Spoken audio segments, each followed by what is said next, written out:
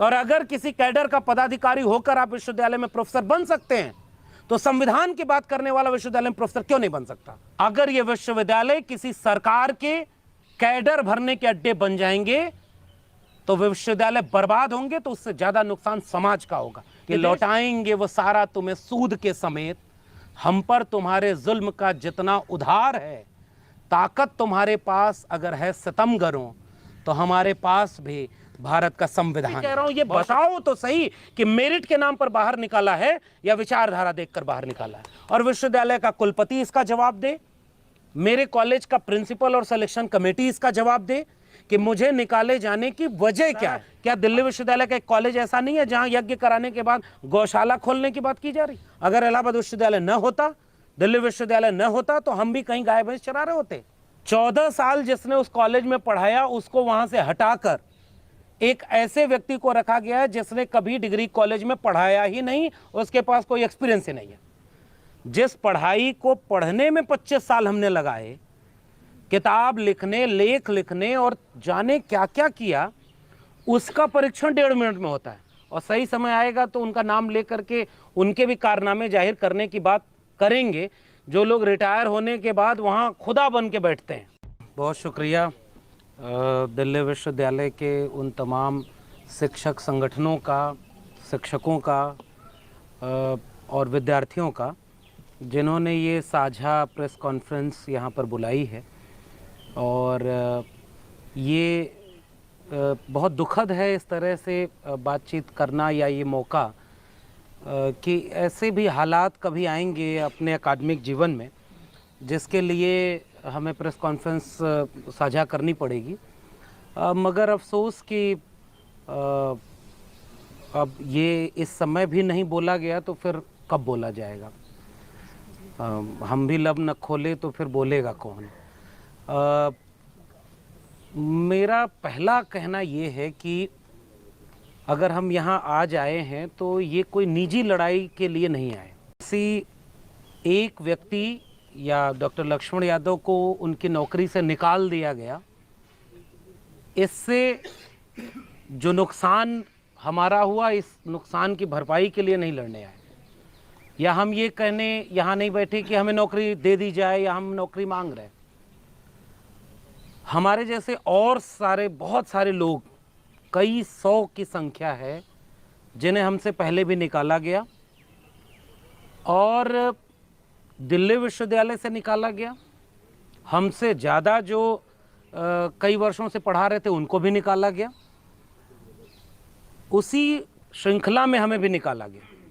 तो ये एक बड़ी जो समस्या या बड़ी चुनौती पूरे विश्वविद्यालय को लेकर है या पूरे शिक्षण संस्थानों को लेकर है, उससे जोड़कर हम अपनी लड़ाई को लड़ना चाहते हैं। मेरी अपनी बात कहें तो विश्वविद्यालय, हम जानते हैं कि हम लोग इस देश के उस कोने से, उस हिस्से से आए हैं जो शायद अपने कई हज़ारों साल की विरासत में पहले लोग हैं जो इन विश्वविद्यालयों की दहलीज तक आ पाए।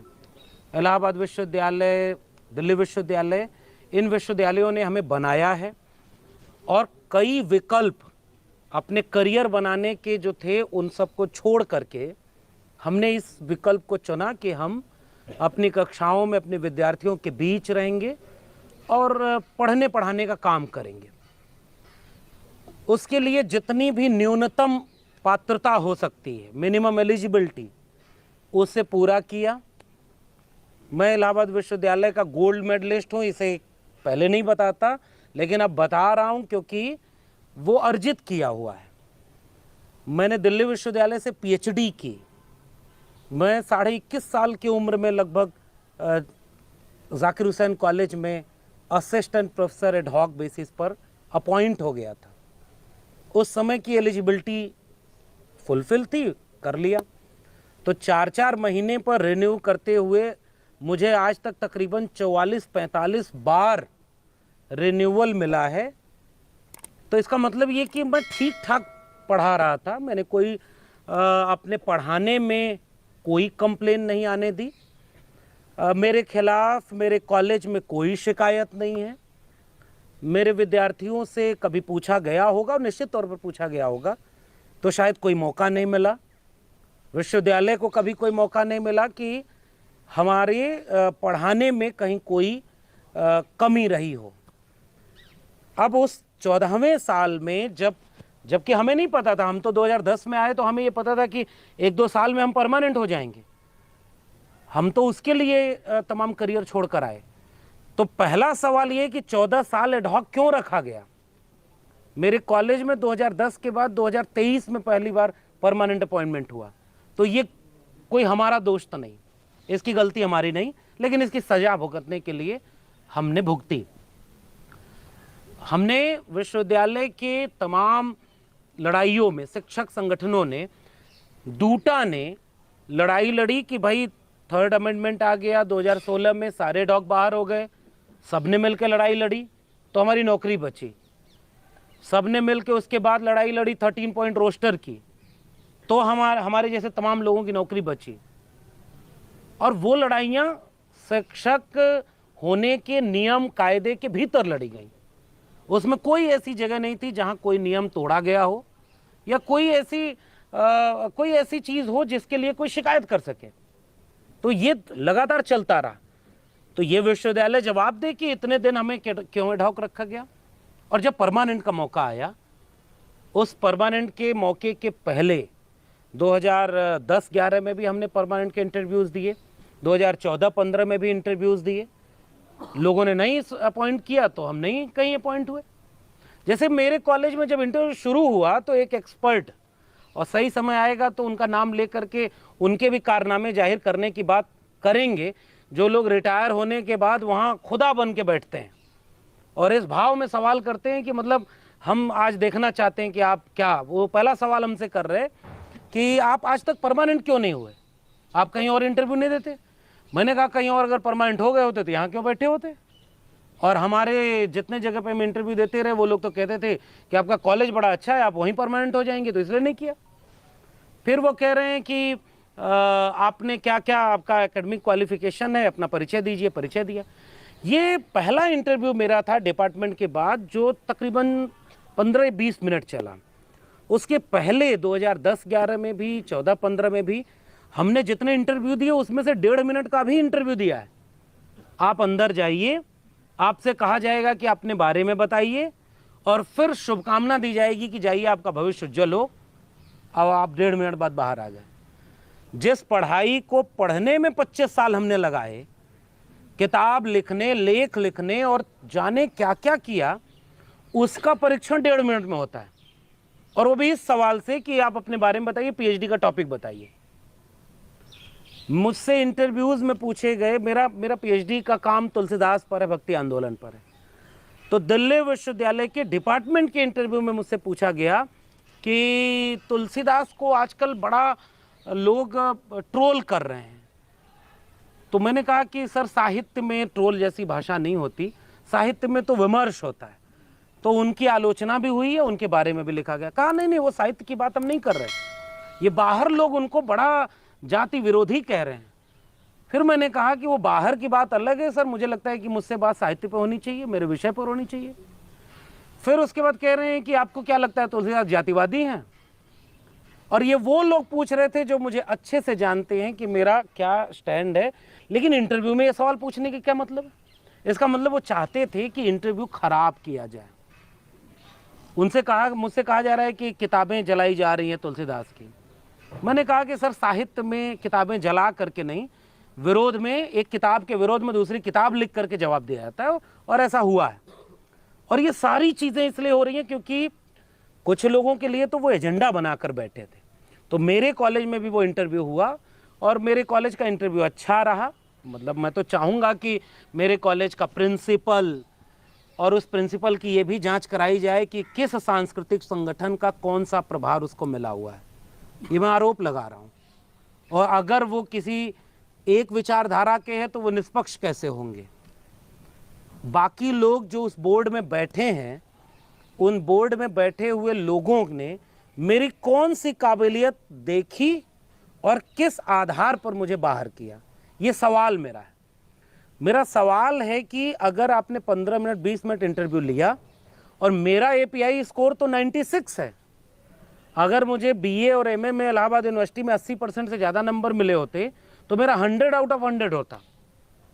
तो एपीआई स्कोर मैं मानता हूं कि वो केवल इंटरव्यू देने की क्राइटेरिया है। तो इंटरव्यू देने की क्राइटेरिया के बाद क्या उसका कोई मतलब नहीं है। एपीआई स्कोर 96, मुझसे ज़्यादा एपीआई स्कोर वाला शायद उस इंटरव्यू बोर्ड में और कोई नहीं था। मैं इलाहाबाद यूनिवर्सिटी का गोल्ड मेडलिस्ट, मेरा टीचिंग एक्सपीरियंस 14वें साल का, 14 साल 14 बैच को हमने पढ़ाया है और हमारे पढ़ाए हुए लोग बहुत जगह पे गए। उनकी डिग्रियां तो फेक नहीं होंगी, उनको तो हमने पढ़ाया है और आपने 44-45 बार हमें रिन्यूअल दिया है। इसका मतलब हम शिक्षक थे और अच्छे शिक्षक थे, कहीं से शिकायत भी नहीं थी। तो उस एक्सपीरियंस को भी किनारे करके अंतिम निर्णय जब लिया जा रहा है तो अंतिम निर्णय ये लिया जा रहा है कि उनको इल्हाम हुआ है कि इनको नहीं करना है। क्यों नहीं करना है? मतलब मैं ये जानना चाहता हूं और आज की प्रेस कॉन्फ्रेंस के जरिए देश भर में जो लोग इसे देखें, इस बात को सुने, वो अपने देश के हुक्मरानों से कम इस सवाल तो पूछें कि एक सेंट्रल यूनिवर्सिटी में किसी असिस्टेंट प्रोफेसर को अपॉइंट करने की शर्त क्या है, नियम क्या है। उसका नियम अगर उसके पब्लिकेशन को देखना है, उसके रिसर्च वर्क का एग्जामिन करना है, उसके एक्सपीरियंस को देखना है, उसकी मेरिट देखनी है, तो उस मेरिट पे मुझे जवाब दिया जाए कि कहां कमी मेरे थी। सवाल नंबर 1। सवाल नंबर 2, मुझे क्यों नहीं करना है, इसकी वजह बताई जाए। इसकी वजह बताई जाए कि मैंने कौन सा दिल्ली विश्वविद्यालय का नियम तोड़ा, और अगर मैंने दिल्ली विश्वविद्यालय का कोई नियम तोड़ा तो आज तक विश्वविद्यालय ने मुझे कोई नोटिस क्यों नहीं दिया। मैंने कॉलेज में अगर विद्यार्थियों को पढ़ने पढ़ाने में कहीं भी कोई कमी थी तो मेरे कॉलेज ने कभी मेरे ऊपर कोई नोटिस क्यों नहीं दिया। फिर अगर ये नोटिसें नहीं थी तो आपने क्यों कहा कि इसको नहीं करना है, ये मेरा सवाल है। और नहीं करने की वजह बताने के बाद अब मैं दूसरे सवाल पर आ रहा हूं, मेरी जगह किसको किया गया है। 96 वाले एपीआई के कैंडिडेट को हटाकर एक ऐसे कैंडिडेट को वहां रखा गया है जिसका एपीआई 50 या 55 है। 14 साल जिसने उस कॉलेज में पढ़ाया उसको वहां से हटाकर एक ऐसे व्यक्ति को रखा गया है जिसने कभी डिग्री कॉलेज में पढ़ाया ही नहीं, उसके पास कोई एक्सपीरियंस ही नहीं है। मैंने कोई जुगाड़ नहीं लगाया, किसी के नहीं, क्योंकि हम तो समझते थे कि एजुकेशन सिस्टम में मेरिट सब कुछ होती है, फिर जुगाड़ क्या होता है, ये तो हम सवाल पूछना चाहते हैं। आप अगर परमानेंट अपॉइंटमेंट कर रहे हैं तो आप हमारा एकेडमिक रिकॉर्ड देखेंगे ना, और उस एकेडमिक रिकॉर्ड में कौन सी जगह कम थी, और या हमसे किसी बहुत ब्रिलियंट को किया गया है तो मैं मान लूं। और ये बात हम पूछेंगे कि हमें निकाले जाने की वजह क्या है, और साफ तौर पर यह बताई जाए। हम जानते हैं कि इन्होंने नियम कायदे कानून ऐसे बनाए हैं कि उनको वजह बताने की जरूरत नहीं। एक पन्ने पर लिख दिया जाएगा कि इस पोस्ट पर इनको किया गया, इस पोस्ट पर इनको किया गया, नीचे सारे लोग साइन करेंगे। अगर कोई असहमत है उस बोर्ड में तो मेजॉरिटी से डिसीजन ले लिया जाएगा। तो कम से कम देश में हमें तो पता चले कि हमें निकाले जाने की वजह क्या है।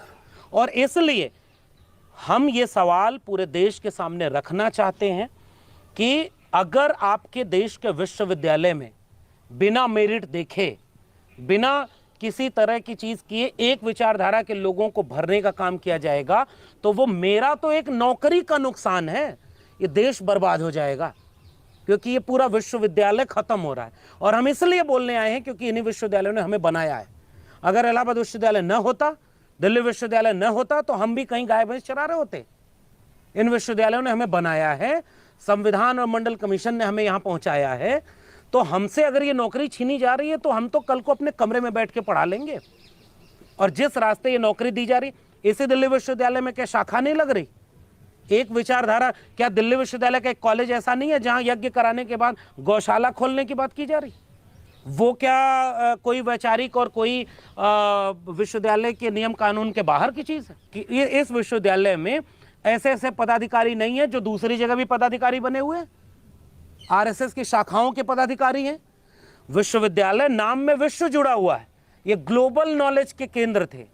यहां हर विचार के लोग अपनी मेरिट के आधार पर आते हैं, और क्या विचारधारा देख करके यहां नौकरी दी जा रही है, ये तो हम सवाल पूछना चाह रहे हैं। और विश्वविद्यालय का कुलपति इसका जवाब दे, मेरे कॉलेज का प्रिंसिपल और सिलेक्शन कमेटी इसका जवाब दे कि मुझे निकाले जाने की वजह क्या है। अगर वो वजह मुझे वाजिब लगेगी, मैं चुप हो जाऊंगा, मैं वापस लौट जाऊंगा, अपने खेत खलियान में काम करूंगा, लेकिन मुझे बताया तो जाए कि मुझसे बेहतर किसी को चुना क्या और मुझे निकालने की वजह क्या थी। और तीसरी बात, इन विश्वविद्यालयों में ये लड़ाई हमारी या हम एक दो लोगों की नहीं है। इस विश्वविद्यालय में वो लोग भी निकाले गए जो चुप थे। और चेगवेरा की वो लाइन कितनी अहम है कि हमने तो कब्रिस्तान में उनकी भी कब्रें देखी हैं जो इसलिए खामोश रहे कि बोलेंगे तो मारे जाएंगे, और इसलिए भी वो मारे गए। तो आप हमें तो कह सकते हो कि हम बोलते थे, और फिर भी कह रहा हूं, इसी विश्वविद्यालय के तमाम प्रोफेसर टीवी पर बैठकर जहर बोलते हैं तो उससे विश्वविद्यालय का नुकसान नहीं है। और हम संविधान की बात करते हैं तो हमारा बाहर बोलना हमारे करियर के ऊपर भारी होगा। ये हम सवाल पूछना चाहते हैं कि अगर हमने बाहर कुछ भी गलत बोला तो हमारे खिलाफ एक भी बात क्यों नहीं है। तो ये बहाना बनाया जा रहा है। और मैं अभी भी कह रहा हूं, ये बताओ तो सही कि मेरिट के नाम पर बाहर निकाला है या विचारधारा देखकर बाहर निकाला है। ये हम सवाल पूछना चाहते हैं। और इसलिए आखिर में इस लड़ाई को, ये निजी लड़ाई नहीं है, ये एक वैचारिक लड़ाई है विश्वविद्यालयों के बचाने की। अगर ये विश्वविद्यालय किसी सरकार के कैडर भरने के अड्डे बन जाएंगे तो विश्वविद्यालय बर्बाद होंगे, तो उससे ज्यादा नुकसान समाज का होगा, ये देश बर्बाद हो जाएगा। आज जो लोग आरएसएस की विचारधारा के हैं, जो रिटायर होने के मुहाने पर हैं, उनकी नौकरी तो तब लगी होगी जब बीजेपी की सरकार नहीं थी, तो उनको नौकरी कौन दिया? वो तो दूसरे की सरकार में नौकरी लिए। और आज ये देख रहे हो कि हमारी संघ की शाखा में हमारे तमाम लोगों को वहां पर बिठाया, और जिनको संघ की शाखा में, मैं तो आज भी कह रहा हूं, मेरी जगह जो अपॉइंट हुआ है उसको पता लगाया जाए वो किसी टीचर की पत्नी है क्या? ये मैं तो सवाल पूछ रहा हूं। वो किसी कैडर की पदाधिकारी हैं क्या? और अगर किसी कैडर का पदाधिकारी होकर आप विश्वविद्यालय में प्रोफेसर बन सकते हैं तो संविधान की बात करने वाला विश्वविद्यालय में प्रोफेसर क्यों नहीं बन सकता? और इसलिए मैं कह रहा हूं, मेरा सवाल है, मैं एकेडमिक सवाल पूछ रहा हूं कि एकेडमिकली मेरे अंदर क्या कमी थी, उस इंटरव्यू बोर्ड को क्या दिखा जिसकी वजह से वो मुझे बाहर निकाला गया। और हम इस लड़ाई को किसी व्यक्ति की लड़ाई नहीं, हम जानते हैं कि हम बोलने आए हैं तो इसके बाद फिर कभी मौका मिलेगा या नहीं, लेकिन इसलिए बोल रहे हैं कि अगली बार इसी देश में रोहित वेमुला को सांस्थानिक हत्या का शिकार होना पड़ा, डॉक्टर पायल तड़वी को शिकार होना पड़ा, इसी देश में 400% जो फीस बढ़ाई गई इलाहाबाद यूनिवर्सिटी की, जो बच्चे आंदोलन के वो जेल में हैं। इस देश में प्रोफेसर हनी बाबू जेल में हैं, तो प्रोफेसर के ऊपर जेल मुकदमा सब कुछ हो रहा है। हम तो फिर भी यहाँ इतने प्रिविलेज हैं कि यहाँ आज़ाद बैठे हैं और अपने लिए लड़ने आए, लेकिन अब हम चाहते हैं कि ये लड़ाई, आज मैं उन अपने तमाम शिक्षकों का, और दिल्ली विश्वविद्यालय में तो शायद ये बहुत अनूठा है कि मेरे कॉलेज में मेरे विद्यार्थी प्रोटेस्ट कर रहे हैं। हमने तो नहीं कहा उन्हें प्रोटेस्ट करने के लिए, वो तो अपने से कर रहे हैं। तो इस बात का जवाब दें कि विद्यार्थी क्यों प्रोटेस्ट कर रहे हैं। और हम इस लड़ाई को, हम शुक्रिया अदा करते हैं उन तमाम शिक्षकों का, उन शिक्षक संगठनों का, उन विद्यार्थियों का, जिन्हें ये दिख गया कि अगर कुछ गलत हो रहा है तो उस सही के लिए लड़ना होगा। और यही तालीम हमें इन सब अकादमिक संस्थानों ने दी है। हम अब एक डरा हुआ शिक्षक, एक ऋण विहीन विद्यार्थी तैयार करता है जो बाहर निकल करके एक मुर्दा नागरिक बन जाएगा। तो हमें सिखाया गया कि सच बोलना, हमें सिखाया गया कि अपने विद्यार्थियों को तेवर के साथ जिंदा नागरिक पैदा करना, और जब हमारे ऊपर आए तो हम मुर्दा बन जाएं या किसी की शाखा के गुलाम बन जाएं। इसलिए हम बोल रहे हैं क्योंकि हमें इसी एकेडमिक इंस्टीट्यूशन ने बोलना सिखाया है। और ये बात मैं कह के अपनी बात खत्म करूंगा कि हम इस पूरे लड़ाई को एक आंदोलन की शक्ल देना चाहेंगे। हम चाहेंगे कि हमारी तरह जो हजारों लोग इस विश्वविद्यालय से निकाले गए वो भी अपना डर छोड़ें और आए सामने। हम मिल करके अपने लिए, अपने हक के लिए लड़ेंगे। हम तो बहुत कुछ कर रहे हैं ना, जितने लोग डर गए नुकसान उनका भी हो रहा है, तो हम उनसे भी अपील करेंगे कि आप भी आइए, कंधे से कंधा मिलाइए और एक सवाल पूछिए पूरे विश्वविद्यालय से, इस देश के डियर प्राइम मिनिस्टर से भी पूछिए।